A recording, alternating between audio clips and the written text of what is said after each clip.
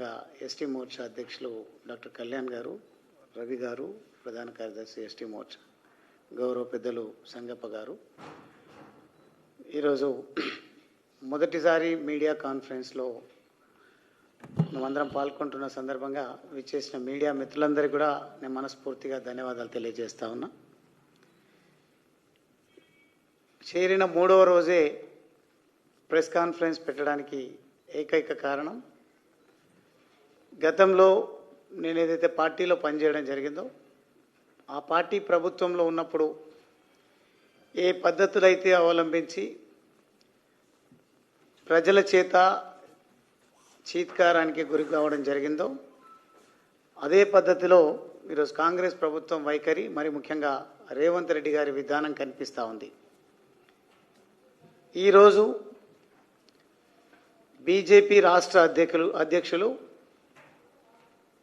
మా పార్టీ కార్యక్రమం, అదే మాదిరిగా హిందూ సంఘాలు కొన్ని దేవాలయంలో, ఎందుకంటే పవిత్రమైనటువంటి మాసం, ఈ శ్రావణ మాసంలో కుంకుమార్చన కార్యక్రమం జరుగుతుంది.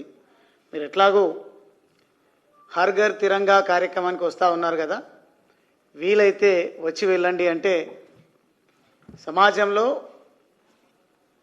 ఏ విపక్షమైన ప్రతిపక్ష పార్టీల బాధ్యత ప్రతి చిన్న కార్యక్రమం, ప్రతి సందర్భంలో పాల్గొనడం అనేది బాధ్యత. కారణం ఏంటంటే కార్యక్రమాల్లో పాల్పంచుకోవడము, తద్వారా రాజకీయ లబ్ధి పొందడం కాదు.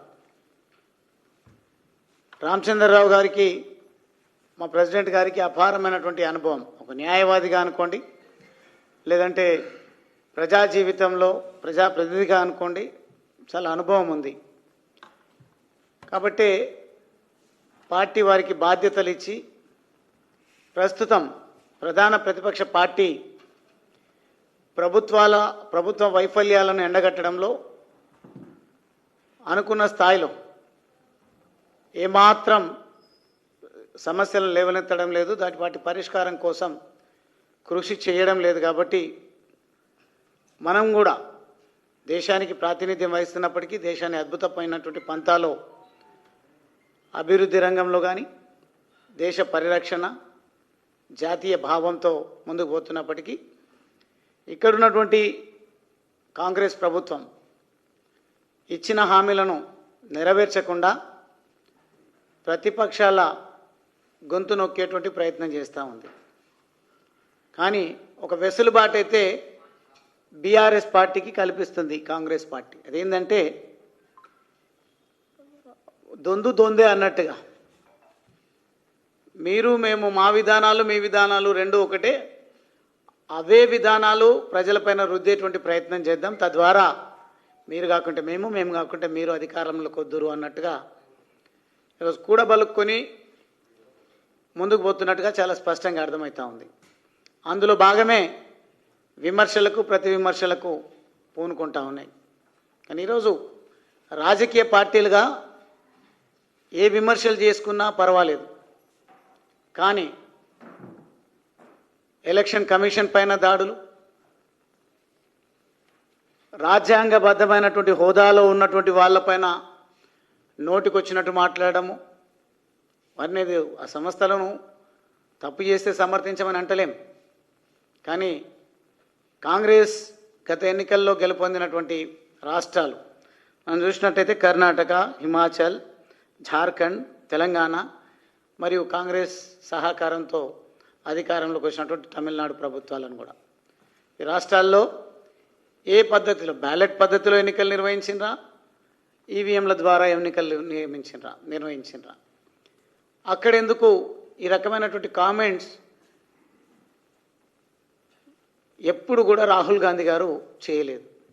అంటే ఈ అక్కసు చూస్తూ ఉంటే రాహుల్ గాంధీ గారు తనకున్నటువంటి కొంచెం పరిగెత్తే సత్వం ఉన్నట్టుంది, కానీ పట్టుకున్న రాజ్యాంగాన్ని చదివే ఓపిక లేనట్టుంది. చదివితే ఆ పరిజ్ఞానం వచ్చేటువంటి అవకాశం ఉంటుంది. ఎవరో ఏదో చెప్తే భారతదేశ ఖ్యాతిని ప్రపంచం వ్యాప్తంగా అవమానంకి గురి చేసే విధంగా వారు మాట్లాడుతూ ఉన్నారు. అది ఎవరితో జతగట్టి వారు మాట్లాడుతున్నారు, వారి ఉద్దేశం ఏందనేది మనం కొందరి విషయంలో జార్జ్ సోరస్ గారు, అదేవిధంగా శ్యామ్ పిత్రోడా గారి విషయంలో గమనించినట్టయితే వారి స్క్రిప్ట్నే వీరు మాట్లాడుతూ ఉంటారు. అందుకే రాహుల్ గాంధీ గారు ఎన్ని యాత్రలు చేసినా, పొర్లు దండాలు పెట్టినా ప్రజలు నమ్మేటువంటి పరిస్థితి కనిపిస్తలేదు. మీకు ఇప్పుడు కాదు కదా, మీరు ఎప్పటికీ కలలోనే ప్రధాని తప్ప భారతదేశానికి ప్రధాని అయ్యేది ఎట్టి పరిస్థితుల్లో జరగని పని. కానీ ఈ సందర్భంగా నేను ఒక సూచన చేయదలుచుకున్నా. మీరు ఏదైతే కామెంట్స్ చేస్తూ ఉన్నారో రాజ్యాంగబద్ధంగా నడుస్తున్నటువంటి సంస్థలపైన, నేను ఇంతకుముందు చెప్పినటువంటి కాంగ్రెస్ పార్టీ అధికారంలో ఉన్నటువంటి రాష్ట్రాలపైన కూడా మీరు నోరు విప్పాల్సినటువంటి అవసరం ఉంది. అంతెందుకు, ప్రత్యేకించి తెలంగాణ రాష్ట్రం విషయంలో గౌరవ ముఖ్యమంత్రి గారు రేవంత్ రెడ్డి గారు నిజంగా వారు నాయకుడు చేస్తున్నటువంటి విమర్శలు నికార్సైనవి, కల పద్ధతితో కూడుకున్నవి, అథెంటిక్గా మాట్లాడుతున్నారు అనే విశ్వాసమే ఉంటే, ఉన్నది 4-5 రాష్ట్రాలే కదా, మీరు దేశానికి ప్రాతినిధ్యం వహిస్తామని మాట్లాడుతున్నారు. కాబట్టి రేవంత్ రెడ్డి గారు రాజీనామా చేసి తిరిగి ఎన్నికలకు వెళ్ళేటువంటి సందర్భంలో మీరు ఏం కండిషన్స్ పెడతారో, ఏ రకమైనటువంటి సందేశాన్ని ప్రజలకు ఇస్తారో ఇవ్వండి. నిష్పక్షపాతంగా ఎన్నికలు నిర్వహించేటువంటి వాతావరణాన్ని నెలకొల్పడానికి ఈరోజు మాట్లాడుతున్నారుగా, నోరు బారేసుకుంటున్నారు.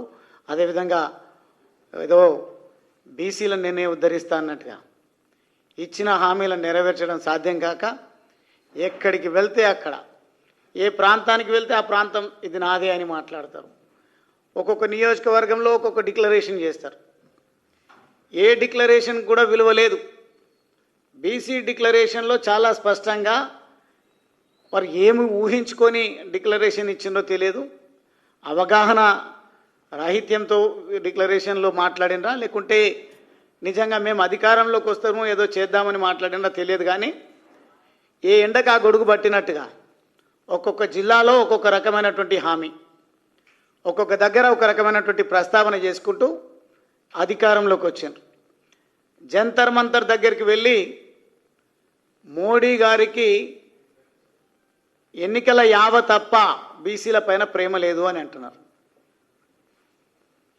గతంలో చాలా సందర్భాల్లో ఇటువంటి కామెంట్స్ చేసినప్పుడు, ఒకవేళ మీకు నిబద్ధతే ఉంటే అమలు చేసి చూయించండి తెలంగాణ రాష్ట్రంలో బీసీ రిజర్వేషన్లు అని చాలామంది చెప్పడం జరిగింది, చాలా పార్టీలు కూడా మాట్లాడడం జరిగింది. కానీ బీసీలను మభ్యపెట్టడం కోసం నేను ఏదో చేస్తున్నా అనే పద్ధతిలో వారు ప్రయత్నం చేస్తున్నారు. ఈ కులాల పేరిట, మతాల పేరిట, రాజకీయాలకు పక్కన పెట్టి, నాకు తెలుసు మా మిత్రులు ఎందుకో కొంత అనుకున్న స్థాయిలో దాడి మొదలు పెట్టలేదు. కానీ ఒకటే విషయాన్ని కనుక మనం గమనించినట్టయితే, ఈరోజు మా రాష్ట్ర అధ్యక్షుడు రామచంద్రరావు గారిని అడ్డుకోవడంలో ఆంతర్యం దాగి ఉంది. అది జూబ్లీ హిల్స్ ఉప ఎన్నిక. జూబ్లీ హిల్స్ ఉప ఎన్నికను దృష్టిలో పెట్టుకొని మాత్రమే ఈ సమాజం యొక్క సంఘటిత శక్తిని నీరుగార్చేటువంటి ప్రయత్నం చేస్తున్నారు. అదే మాదిరిగా వారు మాట్లాడే విధానాలు కనుక మీరు గమనిస్తే, నేను చదివిందేమో ఆర్ఎస్ఎస్ స్కూల్లో లేదంటే బీజేపీ స్కూల్లో అంటారు, నేను కాలేజ్ చేసిందేమో స్కూలింగ్ అంత అక్కడ, ఇంటర్మీడియట్ లేదంటే ఇంకా ఆయన ఏం చదివి ఉండవు నాకైతే పెద్దగా తెలియదు. కానీ కాంగ్రెస్ పార్టీలో ఈరోజు వారితో పాటు కలిసి పనిచేస్తున్నదైతే చెప్పిన వాళ్ళైతే, నేను ఎమ్మెల్యేగా నిలబడ్డప్పుడు వాల్ రైటింగ్ రాసేవారు అని చెప్పేది. ఏం చదువుకున్నారు, ఏం రాసినారో పక్కన పెడితే, ఈరోజు రాయాల్సింది, తలరాత మార్చాల్సింది ప్రజలకు ఇచ్చినటువంటి హామీలను నెరవేర్చి ఉప ఎన్నిక కాకుంటే మళ్ళీ ఎన్నికల్లో రండి. 34 వరకు నేనే ముఖ్యమంత్రి అంటున్నారు కదా, మాకేం పర్వాలేదు. మీకు రాజకీయాలు, ఎన్నికలు గెలుపే ప్రామాణికం కావచ్చు. కానీ ఈరోజు నరేంద్ర మోడీ గారి నాయకత్వంలో భారతదేశం అద్భుతమైన పంతాలో అభివృద్ధి దిశగా పయనిస్తుంది. అందుకే డబుల్ ఇంజిన్ సర్కార్ అనే నినాదం ప్రతి రాష్ట్రంలో, ప్రత్యేకించి తెలంగాణ రాష్ట్రంలో ప్రతి గడపకు చేరింది. నాకైతే విశ్వాసం ఉంది రాబోయే రోజుల్లో అది జూబ్లీ హిల్స్ ఉప ఎన్నిక కానీ, లేదంటే మీరు కూడబలుక్కొని పార్టీలు మారినటువంటి ఫిరాయించినటువంటి 10 మంది ఎమ్మెల్యేల వాళ్ళ సభ్యత్వం విషయంలో కోర్టు ఆదేశించినట్టుగా స్పీకర్ గారు నిర్ణయం తీసుకుంటే ఆ ఉప ఎన్నికల్లో కానీ గెలుపొందేటువంటి ప్రయత్నం చేయండి, అభ్యంతరం లేదు. కానీ ఎన్నికల యావలో మాట్లాడుతూ గతంలో రేవంత్ రెడ్డి గారికి ఉన్నది ఇన్ఫర్మేషన్ యాక్ట్ను వాడుకొని బ్లాక్మెయిల్కు తెరలేపి అక్రమంగా సంపాదించిన డబ్బుతో రాజకీయాలు నడిపిస్తున్నాడు, యూట్యూబ్ ఛానల్స్ను అప్పుడు బాగా వాడుకున్నాడు అనేది. కానీ ఈరోజు యూట్యూబ్ ఛానళ్లను వాడుకొని ఏ రకంగా వారిని అవమానపరుస్తున్నారో, మెయిన్ స్ట్రీమ్ మీడియా గురించి ఏ రకంగా అక్కసి వెళ్ళగక్కుతా ఉన్నారో, అసహనం ప్రకటిస్తూ ఉన్నారో, ఇవన్నీ కూడా గమనిస్తున్నాం. మీరు ఎంత రెచ్చగొట్టినా ఈరోజు జూబ్లీ హిల్స్లో ఉన్నటువంటి సబ్బండ వర్ణాలు బీజేపీ వైపు చూస్తూ ఉన్నాయి. ఈరోజు ఒక దేశభక్తి దైవభక్తితో ఉన్నటువంటి వాళ్ళపైన ఒక మచ్చ వేసేటువంటి ప్రయత్నం మీరు ఏదైతే చేస్తూ ఉన్నారో వారికి కూడా ఆత్మగౌరవం ఉంది. మరీ ముఖ్యంగా మా సోదరిమణులు మహిళలు కుంకుమార్చనను అడ్డుకున్నటువంటి ఈ కుట్రలు కుతంత్రాలు చేస్తున్నటువంటి పార్టీని సందర్భం వచ్చినప్పుడు మేము బొంద పెడతామనే పద్ధతిలో ఈరోజు వారికి జరిగిన అవమానం విషయంలో మా అక్క చెల్లెళ్ళు చర్చించుకుంటా ఉన్నారు. తప్పకుండా తగిన రీతిలో బుద్ధి చెప్తారు. నాకు తెలుసు అక్కడ మీరు అభ్యర్థిని నియమించేటువంటి విషయంలో కూడా స్ట్రాటజీ ప్లే చేస్తున్నారు. ఒక అభ్యర్థిని నియమించాలి, లేకుంటే గెలుపు జరగాలంటే ఏ రకమైనటువంటి ప్రావకేషన్తోనా రెచ్చగొట్టే ధోరణితోనా ఓట్లు కొల్లగొట్టాలనే ప్రయత్నం చేస్తూ ఉన్నారు. మీరు ఎంత కులాల మధ్యలో, మతాల మధ్యలో, ప్రజల మధ్యలో ఆంతర్యాలు సృష్టించి చిచ్చు పెట్టేటువంటి ప్రయత్నం చేసినా ప్రజలు విఘ్నులు. గత 18-20 నెలలుగా మీరు పాలనను గమనిస్తూ ఉన్నారు. మీ అసమర్థతను పూర్తి స్థాయిలో అర్థం చేసుకున్నారు కాబట్టి మిమ్మల్ని వదిలిపెట్టరు. ఓటుతోనే బుద్ధి చెప్పేటువంటి రోజులు దగ్గరలోనే ఉన్నాయి. రేవంత్ రెడ్డి గారు దయచేసి ఈ అక్రమ అరెస్టులను ఆపాలి. మేము ఈరోజు తీవ్రంగా ఖండిస్తూ ఉన్నాం. ఒక చదువుకున్నటువంటి దేశభక్తి కలిగినటువంటి మా పార్టీ ప్రెసిడెంట్ రామచంద్రరావు గారిని ఈరోజు హర్ ఘర్ తిరంగా జాతీయ జెండాను సమాజం లోపలికి విస్తృతంగా తీసుకెళ్ళాలి, దేశాన్ని సంఘటితంగా ఉంచాలనే ప్రయత్నం చేస్తూ ఉంటే మీరు విచ్ఛిన్నం చేసి కుట్రలు చేస్తూ ఉన్నారు. ఎట్టి పరిస్థితుల్లో మీ అరాచకాలను అంతమొందిస్తాం. ఈ ప్రాంతంలో ఈ జెండా బీజేపీ జెండాను రెపరెపలాడించడం కోసం మరీ ముఖ్యంగా ఈ బాధ్యత హర్ ఘర్ తిరంగా కార్యక్రమానికి సంబంధించి బీజేవైఎంకు మా పార్టీ అవకాశం కల్పించినట్టుంది. యువ మిత్రులను నేను ఆ చేతులు జోడించి కోరుతా ఉన్నా, ఎట్టి పరిస్థితుల్లో కూడా ఈ కార్యక్రమం ద్వారా ఈ దేశ పరిరక్షణను దెబ్బతీసేటువంటి ప్రయత్నం రాహుల్ గాంధీ గారు సంఘ విద్రోహ శక్తులు మరీ ముఖ్యంగా భారతదేశాన్ని సర్వనాశనం చేయాలని కుట్ర పన్నుతున్నటువంటి కుట్రదారుల ఎత్తులను చిత్తు చేసి ప్రతి గడపకు కూడా మన దేశభక్తి ఏందో చాటే విధంగా కార్యక్రమాన్ని రూపకల్పన చేయండి. అది తప్పకుండా వారు అడ్డుకోవడం ద్వారా జూబ్లీహిల్స్లో గెలుపొందాలనే ప్రయత్నం ఏదైతే చేస్తూ ఉన్నారో రాష్ట్ర వ్యాప్తంగా మన భక్తిని మన సంస్కృతిని చాటేటువంటి కార్యక్రమం ఏదైతే మనం తీసుకున్నామో ఆ కార్యక్రమం ద్వారా ప్రతి ఒక్కరు కూడా సైనికులుగా వచ్చి ఒక్కొక్క ఓటుకు ఒక్కొక్కరు బాధ్యత తీసుకొని జూబ్లీహిల్స్ ఉప ఎన్నికల్లో ఎప్పుడు ఎన్నికలు వచ్చినా మన కమలం గుర్తును వికసించే విధంగా మనం ప్రయత్నం చేయాలని ఈ సందర్భంగా కోరుకుంటూ నేను సెలవు తీసుకుంటా ఉన్నాను.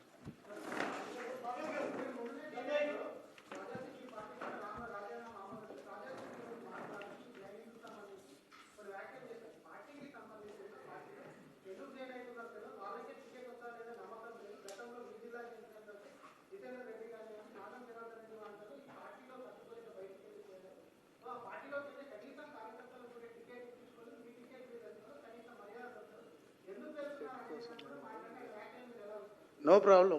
నాకు తెలిసి రాజా సింగ్ గారు నా గురించి అట్లా మాట్లాడతారని అనుకోను. వ్యక్తిగతంగా నేను ఎమ్మెల్యేగా 2 సార్లు ఉన్నప్పుడు వారు కూడా అసెంబ్లీలో ఉన్నారు. ఎందుకు మాట్లాడినరో తెలియదు, లేకుంటే ఒక స్ట్రాటజీ వారు కూడా, ఎందుకంటే బీజేపీ పార్టీ అంటే వారికి కూడా గౌరవం ఉంటుంది. నిజంగా ఫీడ్బ్యాక్ తీసుకోవడం కోసమే అయ్యి ఉండొచ్చు అని అనుకుంటున్నా.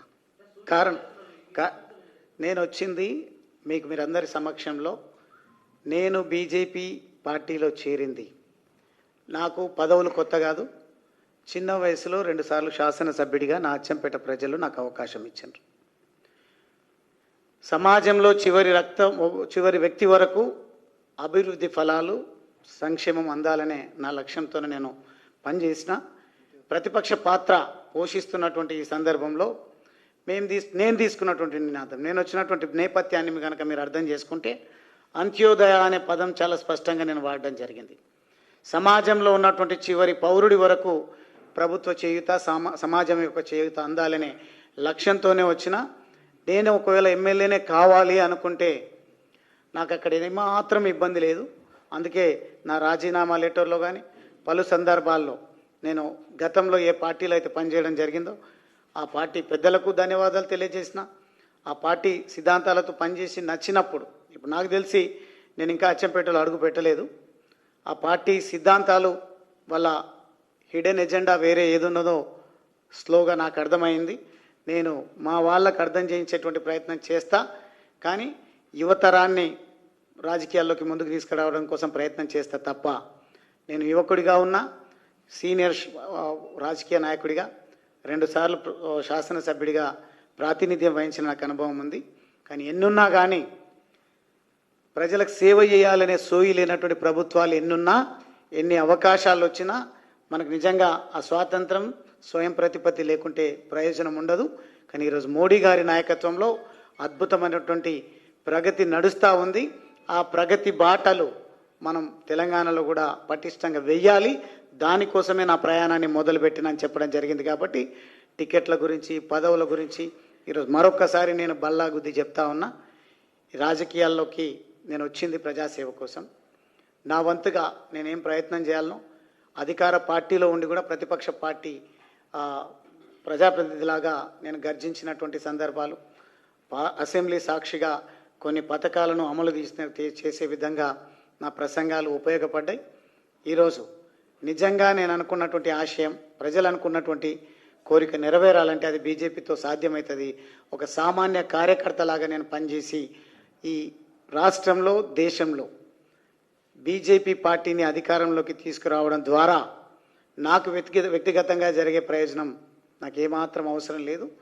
నా వర్గాల ప్రజలకు, నా అంటే నేను ఇచ్చేటువంటి నిర్వచనం ప్రతి పేదవాడికి ప్రభుత్వ సంక్షేమం చేయూత అందే విధంగా పనిచేయాలనే కోరికతోనొచ్చిన ఎమ్మెల్యే, ఎంపీ పదవులతోన ఏమాత్రం నాకు యావలేదు. అవకాశం వస్తే వదిలిపెట్టేది కూడా లేదు. కానీ అవకాశం కోసమే వెంపర్లాడే నైజం నాది కాదు. నా ఆలోచన, నా ధ్యాస అంతా కూడా ప్రజల అభ్యున్నతి కోసమే పనిచేస్తానని మరొకసారి మిత్రులు రాజాసింగ్ గారికి కూడా మీ ద్వారా తెలియజేస్తాము. ఎస్, 100%.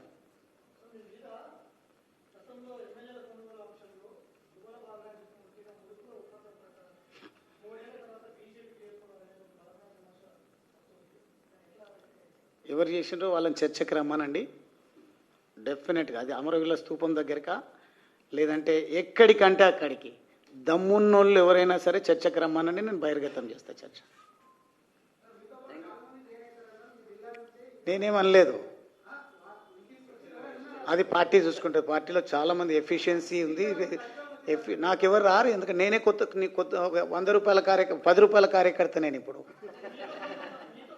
దీన్ని ఎవరెన్ని ట్రోల్ చేసినా 10 రూపాయలు ఒకడు ఏం సంచలనం చేయబోతాడో ప్రజా మద్దతుతోనా, జాతీయ వాదంతోనా అనేది మాత్రం చాటి చెప్తా.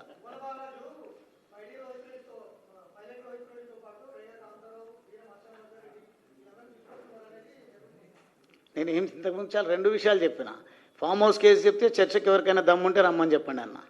అదేవిధంగా మిగతా ఎవరు వస్తున్నారు అనేది మా పార్టీ అధిష్టానం చూసుకుంటుంది. Thank you.